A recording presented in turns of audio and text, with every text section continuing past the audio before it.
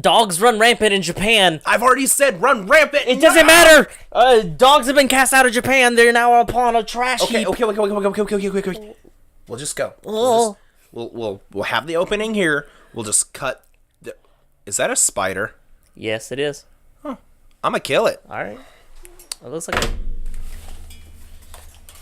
a granddaddy long leg, but it's not because its body's not round enough. I don't know what it is. Ew, it's on my wall now. Gross. Oh. And now it's on your shoe. Ew. No, disgusting.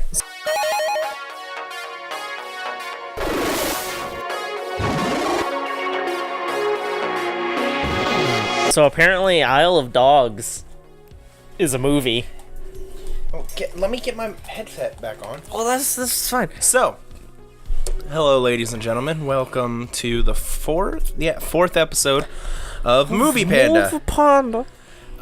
We kind of like to do good movie, okay movie, good movie, and then I guess we're back to... we'll say movie. Okay, yeah. We want to make sure we're fair. We're not going to just talk about the movies that you saw make the headlines, like Infinity War. But we're also going to talk about the movies that are maybe you didn't hear about. Although apparently this movie did really well. I didn't know anything about it until like a couple days ago. So and to be fair, we had a handful of choices, but this is the choice that appealed to us the most. Especially after we watched the trailer to all of them, and we had to pick one, and we decided, yeah, this is the only one that looks pretty good. For those of you that don't know, we went and watched Isle of Dogs. It came out April 11th. It's a stop-motion, claymation, Wes Anderson film. And we picked this one a little late. I didn't even know it was a thing. No, not at all. Yesterday? Yeah, like yesterday. Like it wasn't necessarily yesterday. The first time like I heard about the film, I knew the film existed. I didn't know what it was. I thought, because I only saw like the poster, but I saw it from like really far away, so I didn't know it was like claymation or anything. I thought it was gonna be one of those movies that's like way out there, and like Isle of Dogs was gonna be like a nomenclature that didn't have anything to do with dogs or an isle. Nomenclature, you're using fancy words word of the day. But no, and apparently Isle of Dogs, according to the official IMDb page, Isle of Dogs is a play on words, because if you say it very quickly, it sounds like you're saying I love dogs. Oh, that's unique. Look at you, Wes Anderson. Way to go. You did a great job. I'm proud of you. You'll never hear this, and I'm actually kind of happy about that. And you know what? For my first Wes Anderson film that I've ever seen, not bad. So you never saw the Mr. Fox movie? No. You remember at least being advertised? Yeah, I do remember that. I remember that. I didn't care for Mr. Fox. I wasn't like blown away by it. Was it Fantastic Mr. Fox? Yeah, the Fantastic Mr. Fox. I wasn't a big fan of it. It was good. I can't say it's good. It was okay. It was a bad movie, but it's not something I cared to go see again. Moonrise Kingdom was really good. I enjoyed Moonrise Kingdom. I don't know how people feel about that movie. I liked it. This movie I would definitely put in the category of good movie, but like it's not up there. It would never appear on my top 10 list, but it was still a good movie. It wasn't bad, I feel, in any sense of the word. And hey, even if he is listening to this, Wes Anderson, have this consolation that between the choice of Traffic, Truth or Dare, Amazing Grace, or Isle of Dogs is the best choice out of those. We saw Dylan wants to watch Truth or Dare. I do, but that's just because horror films. Yeah, but again, he likes horror films. I've said I'm okay with that just being a red box movie. I'm not gonna be upset if I don't see it in theater. And Traffic, very, very seldom do I see a trailer for an action movie where I'm bored watching the trailer. Yeah, and the sad thing about it is it has some pretty big name actors in it. I didn't care anything about it. The trailer came out and I was like, eh. And then Amazing Grace, I just... Don't get me wrong, I'm sure the movie's good. I've heard nothing but good things about the movie. But we're trying. I think we're taking more of a. We're trying to keep it strictly to how do we feel about the movie as a movie. Yeah. Whereas something like it's not Amazing Grace. It's I Can Only Imagine. Is it I Can Only Yeah. Imagine? Okay. See, there's so many religious movies coming out from that. And I one think that's church. the thing is that I Can Only Imagine because it's so based in a religious movement. I don't want to necessarily go see it and review it. Not because I don't want to go see the movie. I would like to go see the movie, but because I don't think that I could judge it on its film quality because of the content that it's about, compared to something like Isle of Dogs, which is literally a movie about an island of dogs. Yeah. Anyway, let's go back to Isle of Dogs. Basic premise in the year 2040. Yeah, it's it's based in a near future Japan. The canine flu has broken out. Dogs are overbreeding, and it's about to affect the human population in a dramatic way.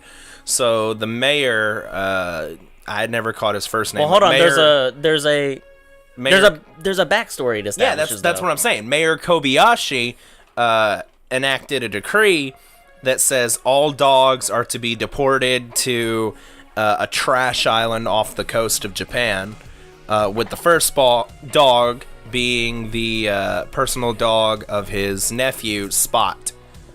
Well, the kid's name is not Spot. The kid's name is Atari. Atari, and his dog's name is Spots. Spots, his dog, would be sent to the island first. And then... I'm talking about the opening scene is the prologue. The ancient backstory. Yeah, because there's a reason why Mayor... Was it Kobayashi? Yeah. Kobayashi doesn't like dogs, and it's because he comes from a family who... in basic sense, they love cats more. So they don't like dogs. Mm-hmm. So they got to get rid of dogs, of course. So basically, this is the mayor's way of, I don't like dogs, I'm going to get rid of dogs. Yeah. And it just enacting his family lineage of hate all dogs, get rid of all dogs. Yeah. So so that's the base premise. And then we're introduced to our main cast, which are 5 dogs. Help me remember their name. Chief. Okay, there's Chief, Duke, Boss, King, and Rex. Yeah. Those are the 5 main characters we follow that are dogs. All played by Atari. Extremely famous actors. Which we'll get to that. We can name the people who play them in a moment. But so yeah, the base premise is all dogs went from the mainland of Japan, being put onto a waste island, because it's basically just an island that they just dump all their trash on. So they moved all the dogs there because all of the dogs have a disease, canine flu. Yes, they call it dog flu. So in order to prevent it getting to humans, they move all the dogs there. Little do they know, the Kobayashi family manufactured the disease. Yeah. And put it into the population. Yeah, just so that they wouldn't have an excuse to get rid of the dogs, since they hate dogs. So the entirety of the movie is about it's almost a 2-hour movie. The entirety of the film is broken up into parts. One of the major things, Dale and I were discussing after we saw the movie, is that the movie itself is, first off, a style we don't see very often. I don't see a lot of stop motion movies anymore. It's not a style you see a lot of. Most movies nowadays are big action films, or something, or it's it is something from MCU and big action movies that are so much CGI. It's basically a video game cutscene. Yeah, it's an anime. I feel like animation isn't necessarily dead, but definitely this form of animation is not nearly as common as it. I don't even know if you could say as it once was, but it's just not. It's not nearly as prevalent as I remember growing up. I think it's primarily because of the amount of work that has to go into it. There is so much work for so little potential of payoff. But I would say it paid off. Now, granted, well, yeah, it paid off simply because the director is very well known. He does these works all the time, and while it is an expressive and welcome form every once in a while, I feel like it would burn out if this was done like all the time. Well, okay, so the animation studio that did this film is the same animation studio that did Wallace and Gromit, that did Chicken Run.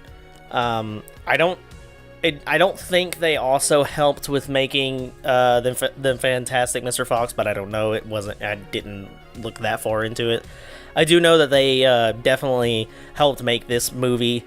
So that's one reason why I think it was so well done as a stop motion picture, because if you are going to do it, like you said, it's a lot of work, it's a lot of money, it takes a lot of time. Apparently this movie's been in production since 2015.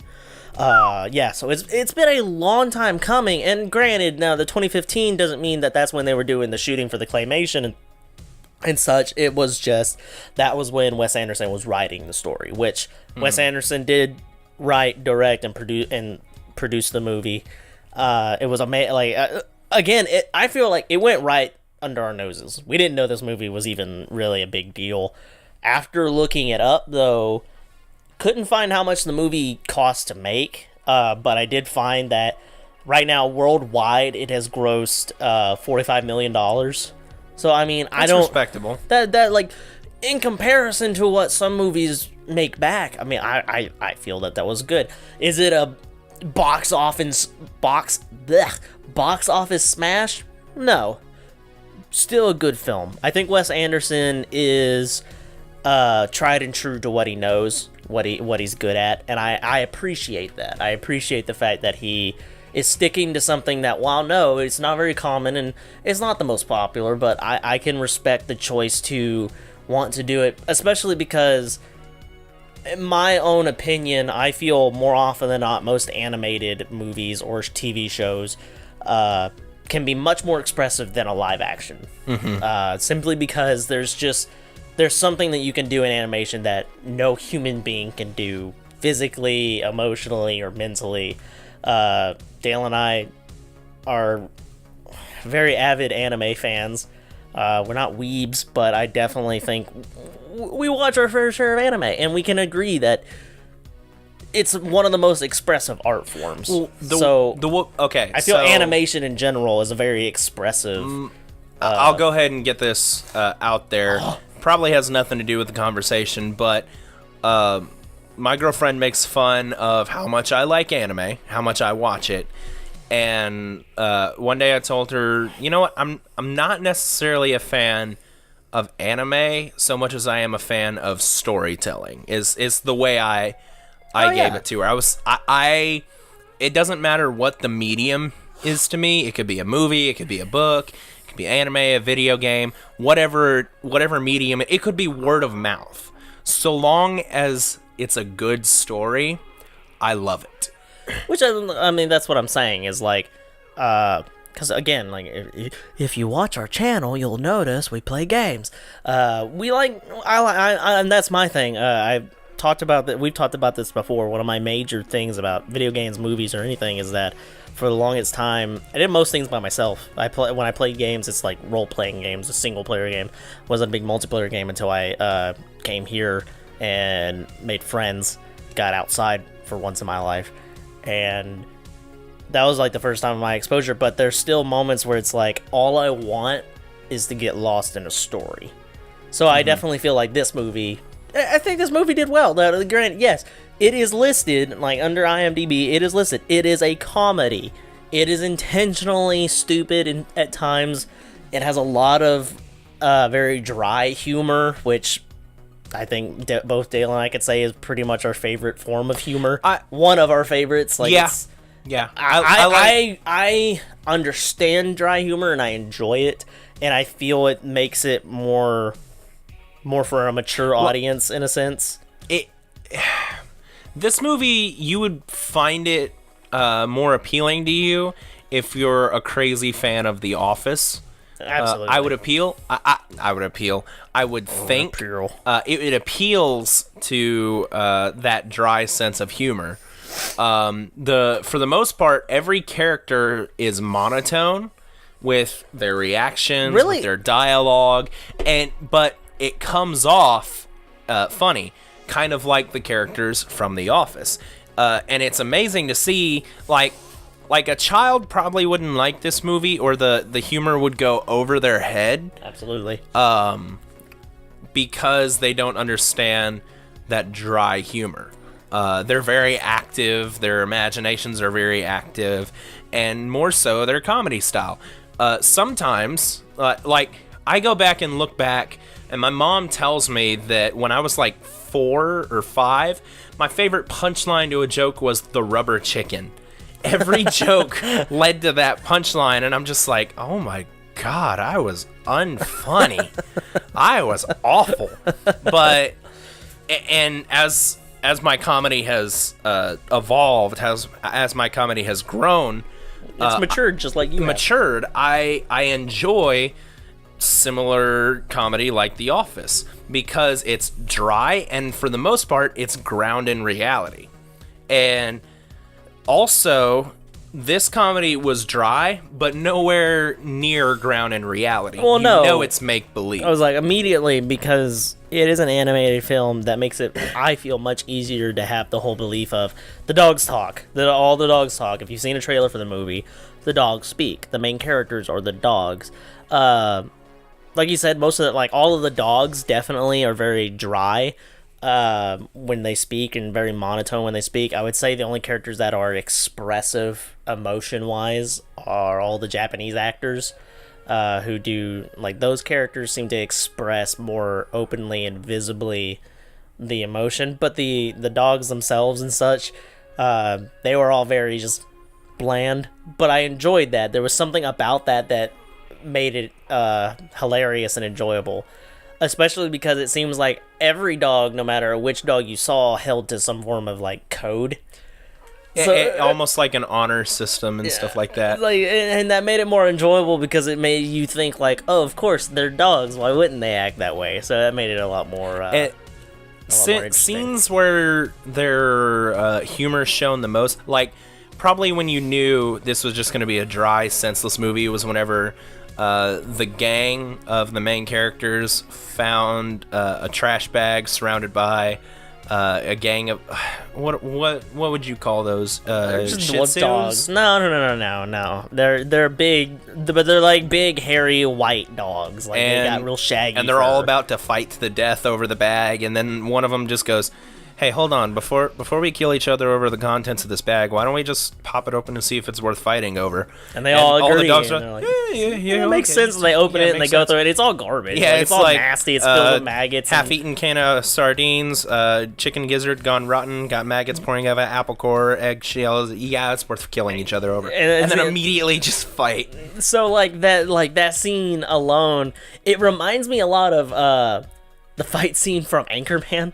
When they're pulling out all the weapons and stuff, that moment where it just escalates so quickly and they address it in the movie. It's where'd you get a hand grenade? I don't know. That escalated quickly. And then they just don't address it. Yeah, and then they leave it alone. It was like that in this movie where they fight, and then at the end of the fight, they're just kind of you know what, whatever. And they go all about their day and they act like it never happened. There was nothing to it. This is life for them. And I enjoyed a lot of scenes of that. Now, granted, both Dale and I agreed there were a lot of scenes where I feel they forced the dry humor, such as so during their journey, Atari and Chief, the leader of their pack, who was played by Bryan Cranston. You couldn't pick a better actor for that. Yeah, he fit really well in that department. They get split off from the other 4 dogs that they're with, and the other 4 dogs go into an incinerator for garbage and stuff. And it kind of leaves it there, and you think to yourself oh man, those dogs are dead, whatever. And it follows Atari and Chief for a while, but then suddenly there's a hard cut to the other 4 dogs in their little bucket that they're riding in, going through the incinerator, and the incinerator is broken. The stuff that's supposed to smash them and everything isn't really working out. And they point that out. They make the joke. It's like, if this thing worked better, we'd probably be dead already. And that scene, it was like, I feel in between humorous and cringy, where it was like, oh, you're trying a little maybe too hard to point out the fact that, like, this is a movie and it's fake and it's humorous because of that. And I felt like that scene was a little forced on you. But other than that, like, I felt the movie was pretty tame in its very dryness at times. Like, it was like, there were times where it tried too hard, but there were times where it let it come naturally. Or like any of the scenes with Nutmeg and Chief. Nutmeg doing all the tricks. Oh, yeah. And she's just like, a bowling ball is supposed to be on the tip of my nose and I'm supposed to be balancing it, but you can just picture that. Like, you could have just left it there and just have Chief go, oh, instead of him having a montage, not really a montage, but really a flash he has of like him a imagining animation above his head of like what he's picturing in his mind. And again, like, I feel though that was some of my favorite scenes because of how monotone she was when talking about like, she just does the tricks and they look really impressive and stuff for a dog to be doing, and she's just like, yeah, this is no big deal, I don't care about what's happening right now. So that was really enjoyable.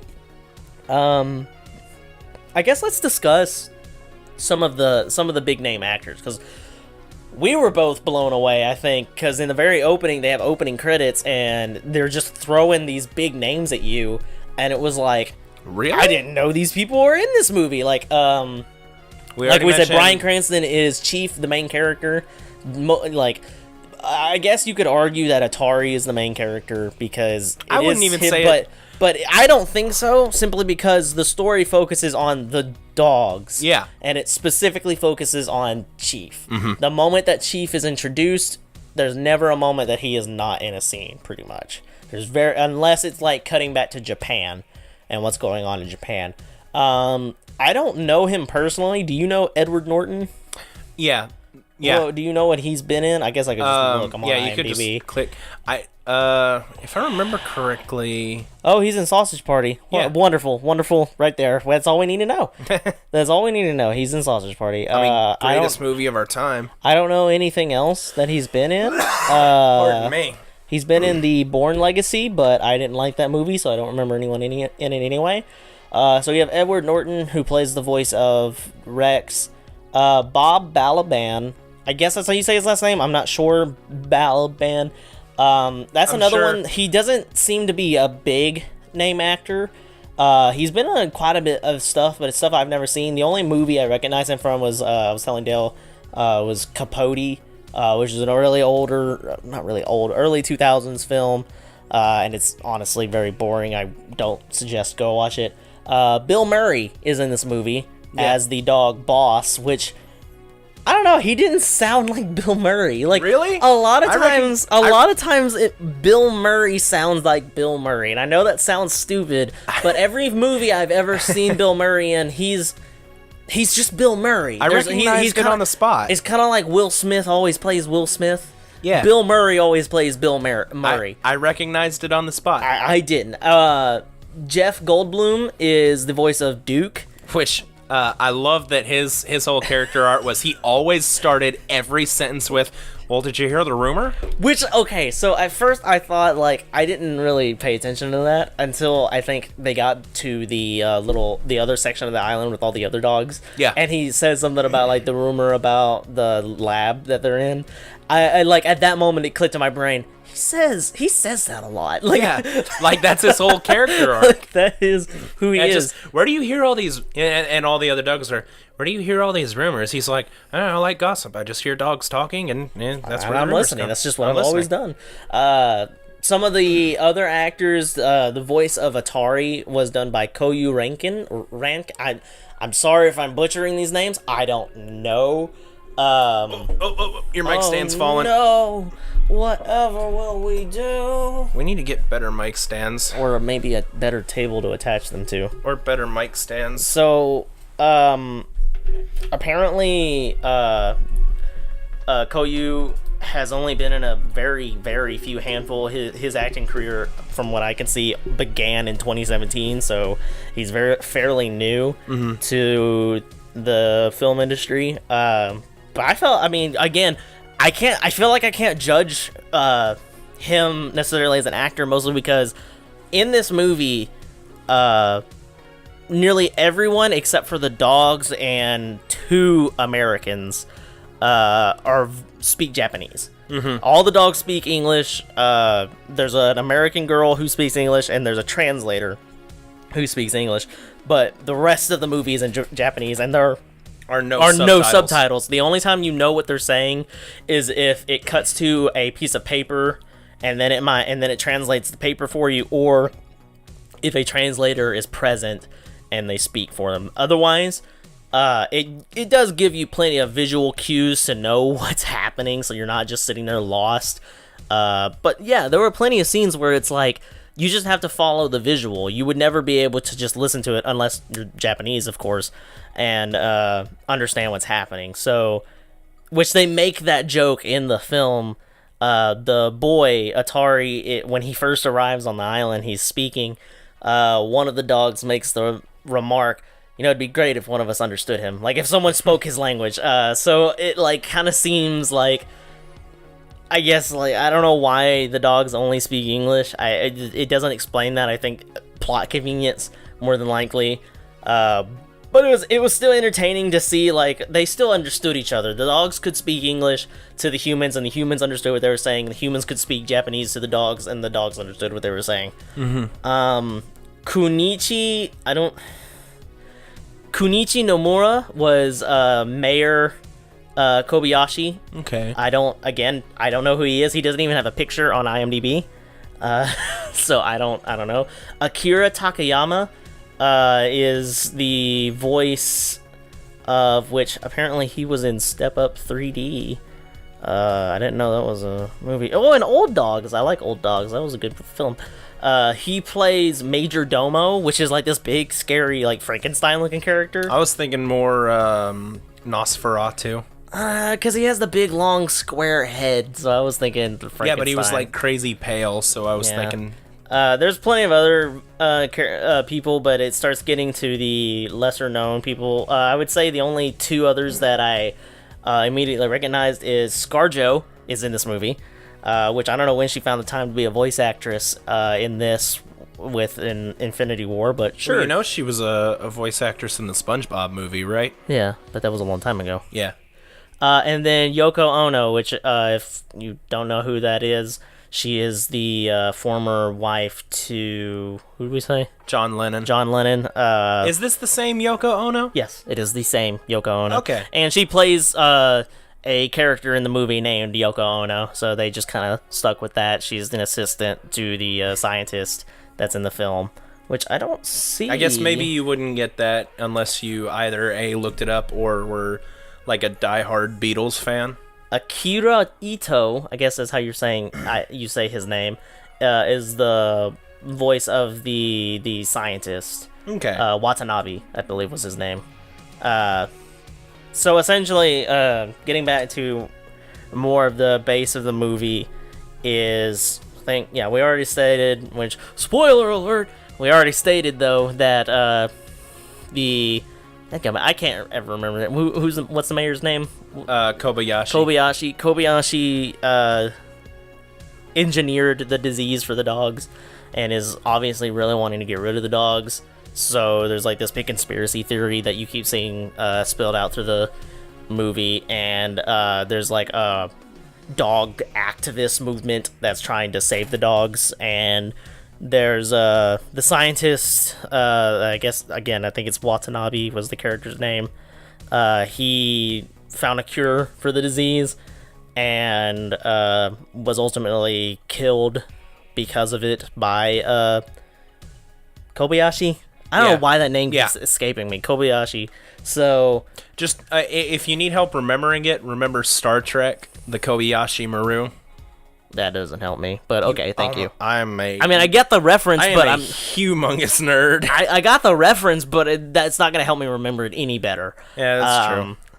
So, so I guess, really, I don't want to sit here and, like, just talk about, like, the plot of the movie, because it's very basic. The plot of the movie is very basic. They go on an adventure to find the boy's dog who got sent there as the very first dog. They find him. Turns out Chief is actually the brother of Spots. Spoiler alert. That was the only twist I did not see coming from the film. The rest of it is fine. They get it. They prove to everyone that dog is still man's best friend. They cure all the dogs, and everyone lives happily ever after, essentially. And I think that was the message of the movie, was that, yeah, dogs are the most loyal animal on Earth, but loyalty is not just a one-way street. Humans have to be as loyal to their dogs as dogs are as loyal to them. Absolutely, because there's a lot of the moments in the film. So when Atari shows up, all of the dogs immediately listen to whatever he says, because they are dogs that have always known to be domestic. So they're used to it. So the moment Atari shows up and starts telling them to do things, they follow it. When he says to sit, they sit. Chief is the only one that's a stray. He was a stray even before the Isle of Dogs, so he doesn't listen to Atari right away and kind of just does his own thing because he's a stray dog and he doesn't care. But we see in a scene in the movie when it's just Atari and Chief for a while, Atari, like, this is he takes care of Chief. He sees that Chief is beat up, he's been torn up, he's been in fights, he's rough, he's dirty, he's nasty, and Atari takes the time to clean him and help him and show him that humans aren't that bad. You've gone through it rough, but a human can reflect what that dog's loyalty is. So dogs show a lot of loyalty and they have a lot of care, but the only reason that a dog typically shows that loyalty and care is if the human is willing to reflect that. So you expect your dog to be a good boy, as the meme suggests, but in order for him to be a good boy, and typically to keep him a good boy, you have to take care of him. You gotta treat him like he's a good dog. He's good for you. He's okay. So you don't want to just be, oh, whatever, like, I don't care about this dog. That's what leads to the abuse of animals and stuff. So this film did well at, I think, giving that message. So we're at about the 30-minute mark, give or take. This is about the part where we talk about our favorite part of the movie and then our least favorite part of the movie. Yep. So why don't you go ahead and say what your favorite and then what your least favorite part was. My favorite scene in the movie is the scene with it's Spots, Atari, and Chief, and they are in a sluice sewer. They are flying down it, and they're discussing. Spots has become the de facto leader of this group of dogs that's been on the island, that's been mistreated and tested on by labs and stuff. He's their leader. He takes care of them, and he also now has a litter of puppies about to arrive. So he realizes his job as a guard can no longer last. He has to. He has other responsibilities and duties now, and while he's very sad in the fact that he can no longer be there for Atari because Atari is his only friend he's ever known. He states in the movie in a flashback that while he's not supposed to because he's a dog, he does love his master. He loves him and would do anything for him. And in this moment he realizes, I can't do that anymore. As much as I want to, I can't. And this causes Chief to become outraged because by this point Chief and Atari have grown together and they have a bond now, and Chief has almost that same idea of, I will do anything for this boy, I will take care of him, I love him, because he has shown me what it looks like to love and have loyalty for someone. So I defend him, and he grows outraged at Spots and yells at him. And he's angry with Spots, but in that moment, Spots kind of shows him, like, that right there is what I needed to know. And because that revealed to Spots that while he could no longer take care of Atari, Chief could. Chief could be what he couldn't be, which, like we said, the plot twist was that Spots and Chief are actually brothers. They're the exact same kind of dog. Spots is his older brother. Spots tells him, basically by the end of the film, that you're gonna be his new guard dog. As much as it pains me to leave him, I know you can do what I have done for him. So that was my favorite scene. It was the most emotional and most impressive scene. I think it was probably the one scene where one of the dogs is no longer monotone. Because Chief is, like, outraged in a moment of, like, so couldn't believe that this dog, that this boy came all this way to save and be there for, and he's saying, I can't take care of you anymore. So I loved that scene. My least favorite scene in the movie, we were discussing it earlier, and I it's left me now. I think it was like some of the random cuts.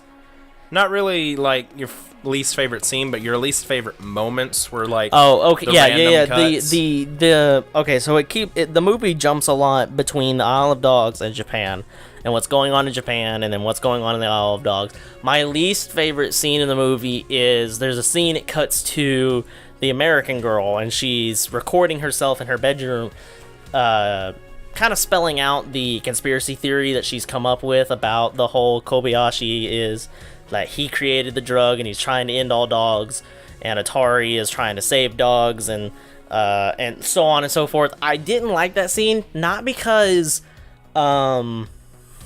like I hated the character or anything.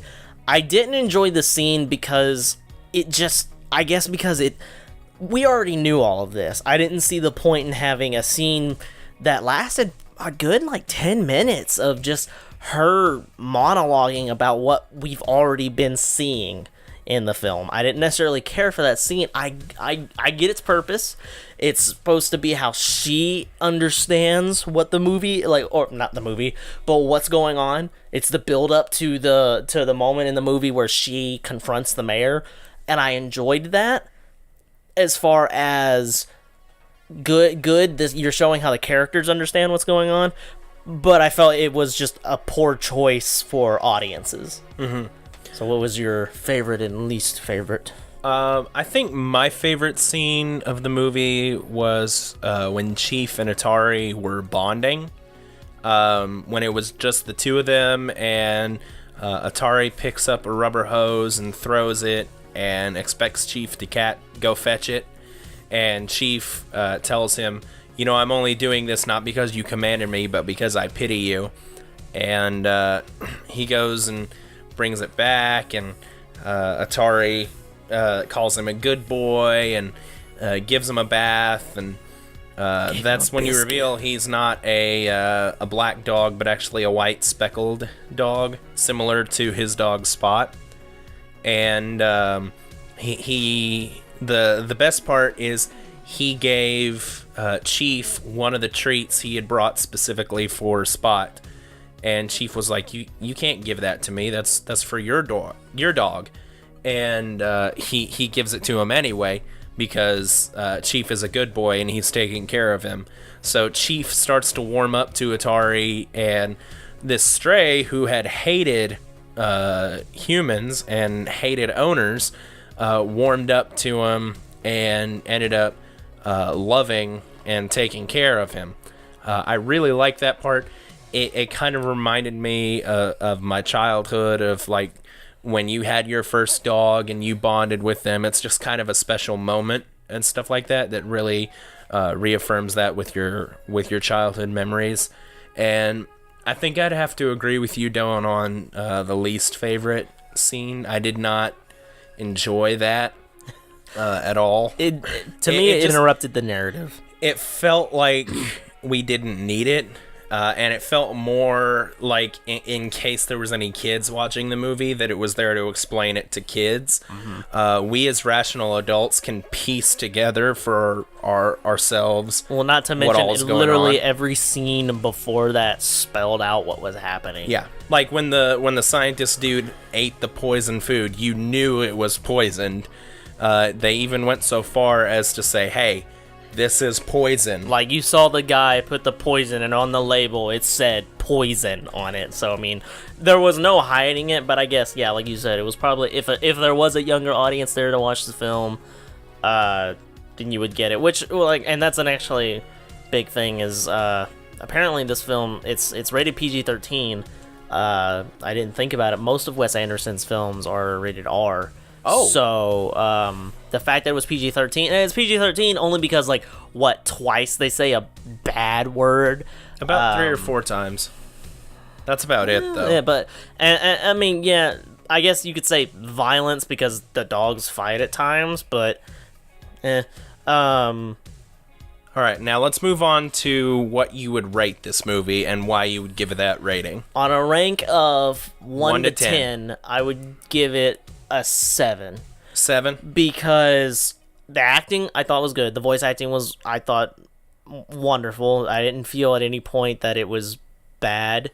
Yes, a lot of the characters are monotone, but they were purposefully done that way. It'd be different if, like, the voice acting was just bad and monotone. So the voice acting was great. Stop motion claymation and stuff has a very personal thing for me from childhood, because some of my favorite films growing up were the Wallace and Gromit films, Chicken Run. Those movies just, they made my childhood. That was the thing that I fell in love with as a young kid. So seeing it again, it's a big deal for me. Like, that's not something you see common. And again, I would not say that necessarily made it a great movie because it revived this dead thing. No, I just thought that it was unique and it was different, and I thought it was very brave of Wes Anderson to continue making a stop motion film after something like the Fantastic Mr. Fox, because I don't think that movie did so hot. So the fact that he just went ahead and made another animated film like this, I gotta give him props. I think it was a great choice. I don't think that this movie would have done as well had it been a live action film, or even with like CGI dogs. I don't think it would have ever done nearly as well. I think I have to agree with you. I wouldn't give it anything lower than a 7, but I also wouldn't really give it anything higher. No. I do believe the voice acting was wonderful. The amount of work and time that went into it, you can tell there's a passion to it that all the people that worked on the movie brought to it.